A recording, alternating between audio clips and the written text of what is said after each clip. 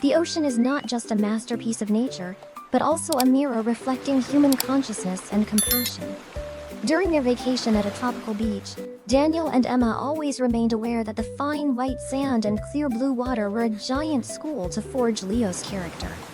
For Daniel, discipline does not just apply within the four walls of their home, it is also about responsibility to the community and nature. He is always present as a majestic fortress wall, using extreme decisiveness to correct mistakes. Meanwhile, Emma is the cool stream of understanding, the one who always knows how to awaken the compassion inside the child. Their seamless coordination transformed the impulsive mischief of a 6-year-old into deeply engraved life lessons. On a sunny noon, the small family was resting under a large blue and white striped umbrella. Daniel looked calm in a charcoal gray tank top and black swim trunks, reading a magazine. Emma was incredibly elegant in a pure white beach maxi dress and a wide-brimmed hat, sipping a glass of pineapple juice. Leo, exhausted after a long swim, had been treated to a refreshing chocolate ice cream bar.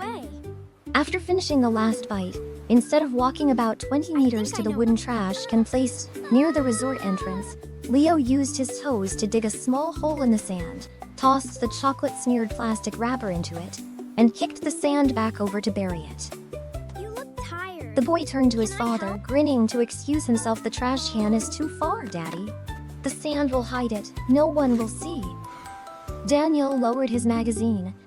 His son's act of littering and the mindset of covering up mistakes instantly struck a nerve regarding his pride and sense of community responsibility. Immediately, Daniel's pupils constricted. His eyebrows surged together, clenching so tightly they formed a deep, furious furrow on his forehead. He squinted his eyes sharply, shooting a fiery glare that pinned down his son. Daniel's nostrils flared repeatedly with rapid breathing out of anger. He gritted his teeth so hard his jaw muscles bulged, standing out beneath his skin, which was gradually flushing red. Leo. Oh, ouch, sow vibes. Use your hands and dig it up. Right now, Daniel growled through his teeth, his pitch deep and authoritative, radiating an undeniable pressure. "Do you think the ocean is your personal garbage can?" Leo jumped. The playful smile on the boy's lips vanished, replaced by tiny lips quivering violently in fear. He had never seen his father so angry over a tiny ice cream wrapper. Leo backed away, looking tearfully at his mother for help. But Emma was also incredibly stern at this moment. She did not defend her son. She set her drink down, gently stroking down Daniel's vein-lined arm, giving it a resolute squeeze. "Let me show him what gets buried under the sand." Daniel let out a long, heavy sigh, crossed his arms over his chest, his gaze never leaving his son. Emma slowly knelt beside the sand hole. "Leo, look at me." Emma's voice was cold and carried weight. "You said the sand will hide it, yes. Humans will not see it. But do you know that later when the tide comes in, the seawater will wash this plastic wrapper far away? The sea turtles and dolphins swimming out there will think this is a jellyfish and swallow it into their stomachs. Their stomachs will be blocked and they will die a slow, painful death. Just because you were too lazy to walk 20 steps, you have become a killer of innocent sea creatures." His mother's analysis hit Leo's awareness like a splash of cold water. The rich imagination of a 6-year-old instantly conjured the image of a sea turtle crying from a stomachache. Leo burst into sobs, his hands hurriedly digging up the sand, retrieving the plastic wrapper covered in sand and chocolate. "I'm sorry. I do not want the sea turtles to die. I was wrong." Only then did Daniel relax his jaw muscles. He stepped forward, pointing toward the trash can. "Personal convenience is never allowed to be traded for environmental destruction. Take it, walk to the trash can, and from now on, I do not want to see a single piece of our family's trash left behind on this beach." Leo obediently nodded, walked barefoot on the hot sand, and carefully disposed of the trash in the correct place. In the late afternoon, as the tide receded, the reefs emerged with countless small puddles, creating beautiful natural aquariums. Leo grabbed an empty plastic water bottle and eagerly went exploring. A while later, the boy ran frantically back toward his parents, his face beaming with pride. Inside the narrow plastic bottle filled with murky water, A tiny starfish and a striped fish were swimming, gasping for air. Daddy, Mommy! I caught new pets! I'm going to take them back to the hotel and keep them in the bathtub. Leo cheered. Daniel's gaze fell on the cramped plastic bottle. The lack of respect for the lives of natural creatures instantly enraged him. His eyes widened, etched with strictness. His eyebrows surged together, full of heartbreak for the gasping creatures. He squinted his eyes sharply, looking straight at Leo. His nostrils flared, and he ground his teeth audibly to hold back a shout. His large hand tightly gripped the plastic bottle, snatching it from his son's hands. Leo! Who permitted you to catch living creatures and put them in this cramped cage? Daniel roared, his voice echoing and carrying extreme indignation. They are not your toys! Leo was startled and backed away, his small shoulders shrinking. Frustrated, he stuck his lip out. But I like them. I will feed them. I will take care of them better than out in the sea. Emma stepped forward, her chest also heaving with worry for the small creatures. She placed her hand on Daniel's shoulder. Breathe. My love, he does not understand the concept of an ecosystem yet. Let me explain it to him. Emma knelt to Leo's eye level, gently patting his shoulder. Leo, look into the water bottle, Emma said, her voice soothing but incredibly sharp. Do you see the fish swimming in panic and hitting its head against the bottle? Even if you feed them the best food at the hotel, they will die before morning. The hotel has no ocean currents, no coral, no oxygen from the sea.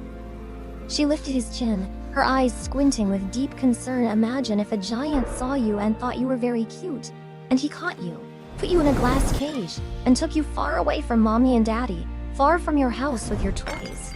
That giant gives you candy, but you will never see your family again. Would you be happy? Or would you cry from fear? Hearing his mother's comparison, Leo's eyes widened in shock. He looked at the small fish and genuine guilt washed over him. Tears began to pour down. I would not want to be taken away. I would cry. Is the fish crying too, Mommy? Daniel's anger had subsided by now, but his voice remained authoritative. Every creature has the right to live in its own home. Loving nature means observing and protecting, not stripping away their freedom to serve your own selfishness. Now, take this bottle back to the rock pool yourself and gently release them back to their family. Crying, Leo hugged the bottle and ran back to the reef. Seeing the starfish and the small fish swimming freely again in the large body of water, the boy finally smiled in relief and wiped his tears. On the last day at the beach, Leo decided to build a giant tower. He passionately used a yellow plastic shovel to scoop sand. In his extreme excitement, Leo forcefully threw shovelfuls of sand behind his back to dig a deeper foundation. Right behind Leo, about 3 meters away, a young couple was lying with their eyes closed, relaxing on beach towels and enjoying the sun. Leo's shovels of sand flew straight onto them, dusting their sunscreen, hair, and faces with sand. The young woman startled and sat up, grimacing and brushing off the sand, while the young man glared with extreme annoyance. Yes, you are. Stop right. Daniel, sitting and observing from a distance, immediately witnessed the whole event. His son's careless behavior causing trouble for people around him was a social indiscipline he absolutely could not ignore. He lunged forward like a gust of wind.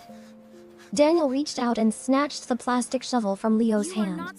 His face at this moment was pale with second-hand embarrassment and anger. His eyes stared glaringly at his son. His eyebrows surged together, forming deep furrows. He squinted his eyes sharply, his gaze like a knife.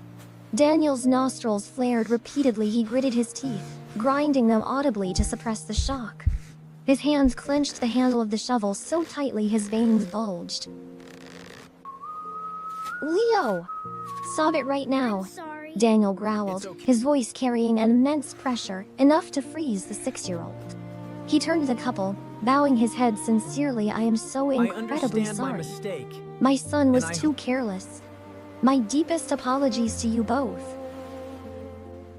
Seeing the extremely polite and strict attitude of the father, the young couple smiled, waved their hands to signal it was okay, and moved their towels further away. But Daniel was not going to let this go with his son. Terrified, Leo's pale lips quivered violently, tears pouring out. The boy did not understand what he had done wrong since he was just building a castle. I'm here Emma now. walked over. She Everything's understood gonna be children alright. often lack spatial awareness.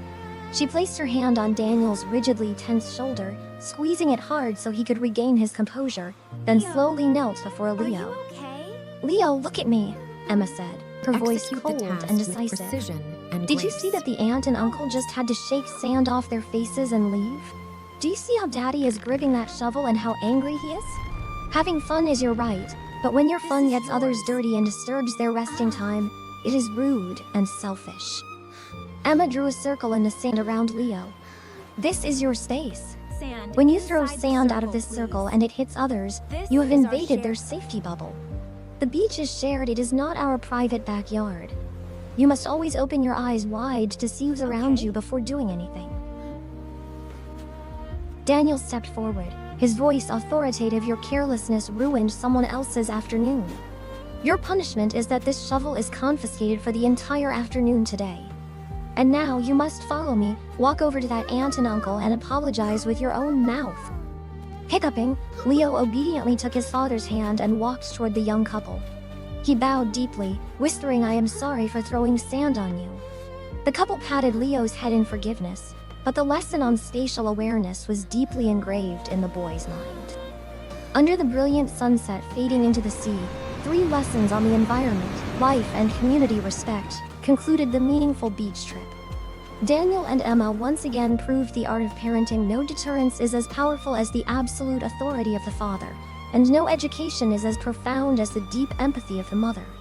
These 2 energies intertwined, forging a stubborn boy into a person who not only loves his family, but also knows how to respect and protect the vast world around him.